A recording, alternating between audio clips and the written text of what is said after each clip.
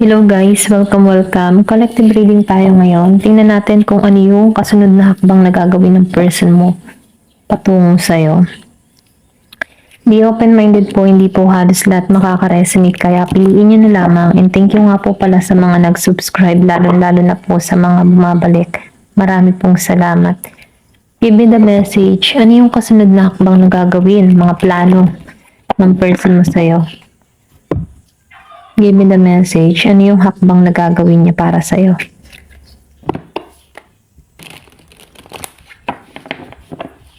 Give me the message. Ano yung kasunod na hakbang na gagawin ng person mo para sa'yo?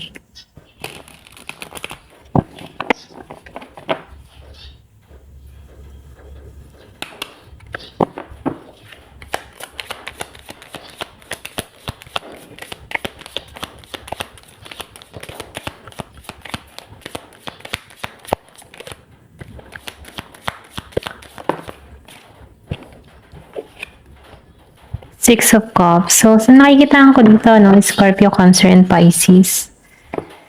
Meron itong mga pinaplano. Okay, pinagmamasdan ka ng person mo. Kumbaga, itong tao na ito talagang humahanga pa rin sa'yo. Pwede rin nakikita ka nito na malaki ang pagbabagong nagaganap sa buhay mo. Gusto nito ng renewal patungo sa'yo, maging masaya yung connection. Gusto ka nitong nurturing, ibang tipong alagaan, ingatan, bumawi, ganun. Ito lang nafe-feel ko. Kumbaga, yung nakikitaan ko rito na itong tao nito may paghanga pa rin sa'yo. Okay? The Star. Ganito kanya tingnan The Star. Positive lang yung aura mo. Positive lang yung energy mo dito para sa tao na ito. Kumbaga, ganito kanya tingnan The Star. Okay? Bihira. Kakaiba. Maganda. Misteryoso.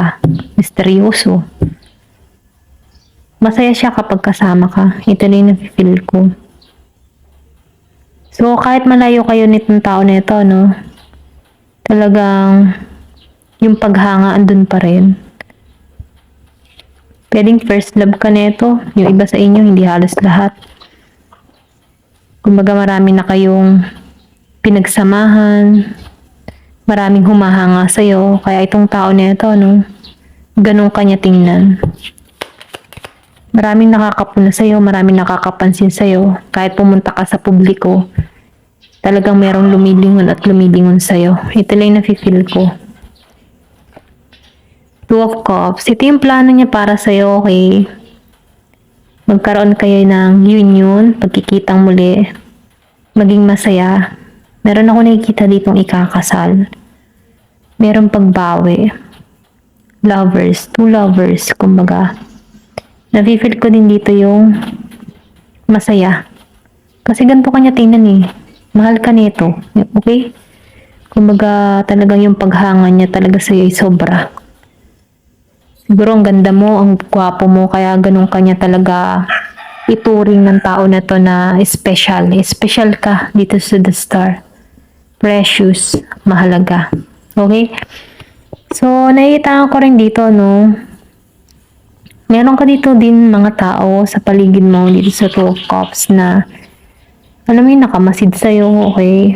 Meron pa rin mga tukso or pwede rin sabihin merong naiinggit, ganun. Ganun sa connection nyo. Ganun ba? Ito rin nafe-feel ko. Meron ditong tao na nakamasid din dito sa Two of Cups. May tukso. Kaya't may tukso, kasi malakas yung, yung sex appeal. Or pwede rin sabihin na maganda ka, gwapo ka, ganun. Kaya, lapitin ka ng tukso. Okay? Pero, nakikita ko dito, yung iba kang tingnan ng person mo dito. Ito lang yung nafe-feel ko. Give me more information. Meron dito magkikitang muli. Or pwede rin nasa LDR situation kayo. May pagkikita. Ito yung alok niya, kasal. Give me more information. Ano pa yung mensahe?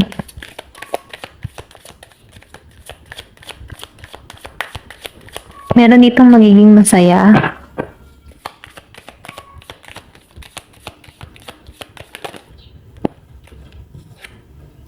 So, the High Priestess. Nakikita ang kanya ng tao na to, The High Priestess. Yung bagang tipo na relihiyoso, relihiyosa, malakas yung faith, yung pananampalataya, ganun kanya tingnan. Kaya para kang mahalaga sa kanya kasi malakas din yung instinct mo, malakas yung intuition mo, malakas yung kutob mo. May ganun kang kakayahan, ano. Ito na yung nakikita ko. Kaya itong tao nito, sobra yung paghanga niya sa'yo kasi iba ka sa lahat. Pwede rin marami na itong na-experience na, alam mo yung tipo na naging jowa, marami siyang naging gano'n na. Pero nung makilala ka ng tao nito, iba ka. Iba ka sa mga nakilala niya. Kasi may something sa'yo na hindi niya natatagpuan sa iba. Ganon. Ganon kanya tingnan. Para bang divine.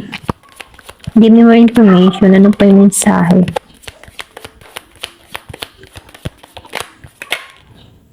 So, Knight of Swords reverse. Kasi nafe-feel ko dito itong tao mo, no?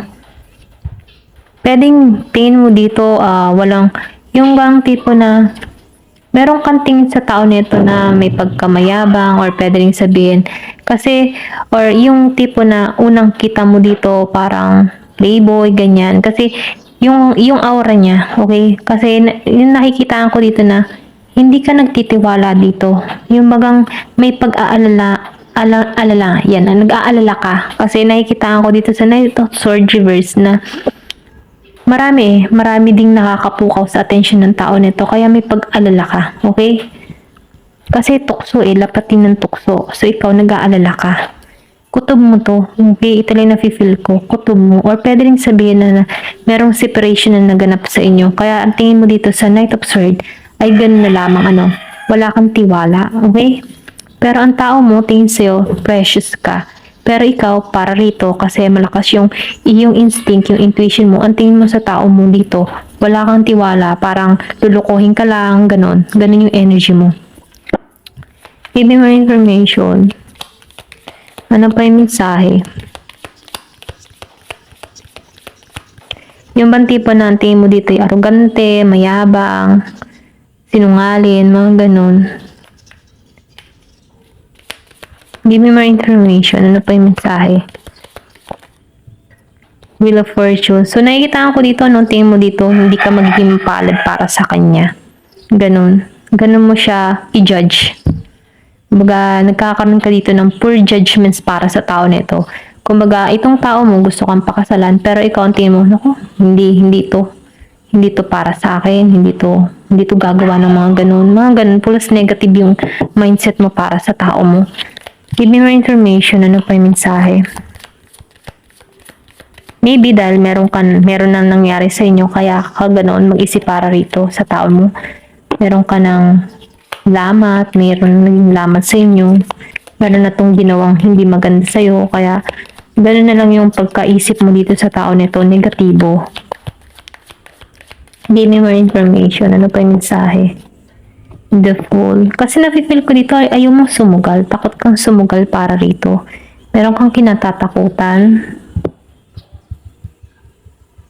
Okay? Meron kang nararamdamang takot. Kasi pwede rin sabihin naka-moving on ka na sa sitwasyon. Kaya may takot kang nadarama dito. Kasi nabawi mo Nabawi mo yung sarili mo. Kaya ayaw mo dito. Ito lang nakikita ko, hindi halos lahat. Kasi sinusunod mo na dito yung instinct mo . Give me more information.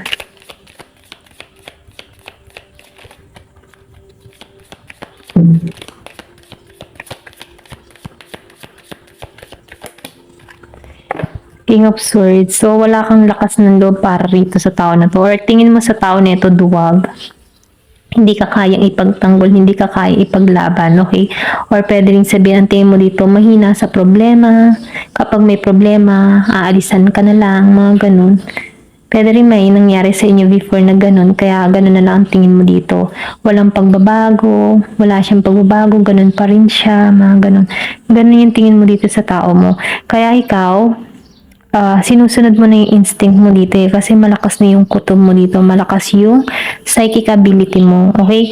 Pero itong tao mo, ganito kanya tingnan, may paghanga, misteryosa, star, mga ganun. Talagang sobra kang hinahangaan niya. Ito yung mga plano niya. Magkita kayo, magkasal kayo, mga ganun. Okay? Pero ikaw, kabaliktaran sa kanyang iniisip.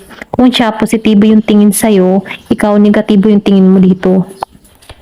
Give me more information. Ano pa yung mensahe? Gusto nito ng renewal sa'yo. Gusto nito makipagkasundo. Gusto nito maging masaya yung connection. Pero ikaw ay walang pag-asa. Lumabas ang Ace of Cups reverse. Wala kang binibigay. Then temperance. Hindi balanse. Kumbaga, nakikitaan ko dito, ganun yung tingin mo, hindi balanse, hindi magiging matagumpay, hindi magiging maayos, napaka-komplikado, ganun. Ganun yung energy mo dito. Kaya ayaw mo sa Ace of Cups reverse. Ayaw mo siyang pagtuunan ng pansin. Ayaw mo magbigay effort dito. Ayaw mo magsimula para rito. Ayaw mo ng renewal. Kasi hindi ka na masaya. Okay? Give me more information.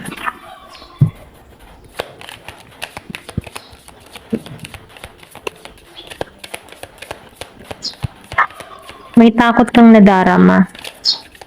Takot kang sumugal sa madaling salita. So, Nine of Wands. So, ito, sa Nine of Wands, ang taas ng boundary mo eh. Pinoprotektahan mo yung sarili mo. Iniingatan mo na yung sarili mo.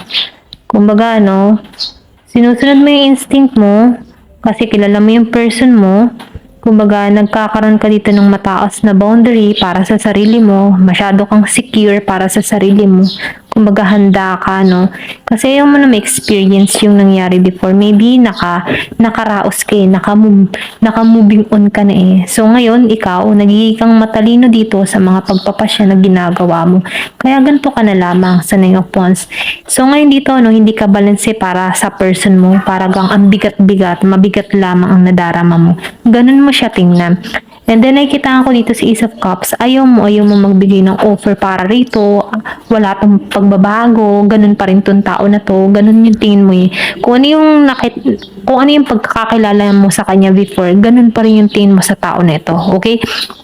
Hindi nag-matured, napaka-narcissist, toxic lang, mga ganun yung energy mo.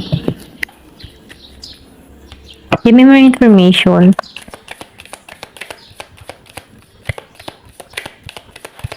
Pero itong tao mo, mahal ka talaga nito. Masyado kang hinahangaan ng tao na to, okay? Ikaw naman, ayaw mo. Nafe-feel ko dito ang King of Pentacles. Meron kang person dito na Virgo, Capricorn, Taurus, Gemini, Aquarius, Libra, Scorpio, Cancer, and Pisces, Aries, Leo, Sagittarius. Lahat ng sign narito na. So, nakikita ko rin dito, mas gusto mo sa isang tao yung talagang secure. Kumbaga, meron kang masasandigan, meron kang yung tipo na meron na sa buhay, may kabuhayan na, okay? Ganun yung hinahanap mo. Ito yung patungo sa'yo, si King of Pentacles. Ito yung gusto mo eh. Pero nafe-feel ko dito, pwedeng person mo to, may pagbabagong nagaganap dito. Pwedeng matagal na kayong hindi nagkakausap, nagkalayo kayo, ilang taon na, ganyan. Pero itong tao nito, wala kang balita rito. Pero merong pagbabagong naganap sa person mo. Merong paglago, may abundance na nagaganap dito. Tagumpay. So ikaw, ngayon, tingin mo sa tao mo, negative. Pero itong person mo, positive ang tingin sa'yo. Pero, nagiging na siyang matagumpay para rito. Okay? Pwedeng, nagiging magandang takbo ng kabuhayan niya, nagiging maayos siya. Ayan. Give me more information. Ano pa yung mensahe? Pwede rin sabihin na stuck ka sa mga negatibong pag-isip sa person mo kasi sobra yung binigay sa'yo, okay? Yung tipo na yun yung tumatak sa isipan mo, yung ibinigay niyang sakit sa'yo. Kaya ganun ka na lamang katigas. So ikaw ngayon nagiging kang matalino, iniisip mo na, kumbaga nag-iisip ka muna bago ka, yung tipo na nag-iisip ka muna bago ka sumugal. Kaya meron kang boundaries dito. Nagiging ka lang maingat para sa sarili mo. At yun ang maganda kasi iniingatan mo lang yung sarili mo rito. Okay? Pero yung person mo dito, nakikitaan ko dito na tingin ka niya, tingin ng tao na to, swerte ka. Okay? Masaya kang kasama. Mahal ka nito. Ito lang nakikita ko. Yung iba sa inyo, pinagmamasan pa rin yung larawan mo kung may larawan ka sa person mo, Tinitingnan-tingnan nito. Ito lang yung nafe-feel ko. So, So, Knight of Pentacles. Naghihintay lang to. Meron tong pera. Ito na yung nakikita ko. Meron na tong napundar. Meron na tong naipon. Okay, kaya ito yung gusto niya mangyari dito sa Two of Cups. Meron ditong kasal. Ito yung alok niya, offer. Okay? Meron dito mag-o-offer. Hindi halos lahat ha. Ito lang yung nakikita ko. Malakas ang earth sign. Virgo, Capricorn, Taurus.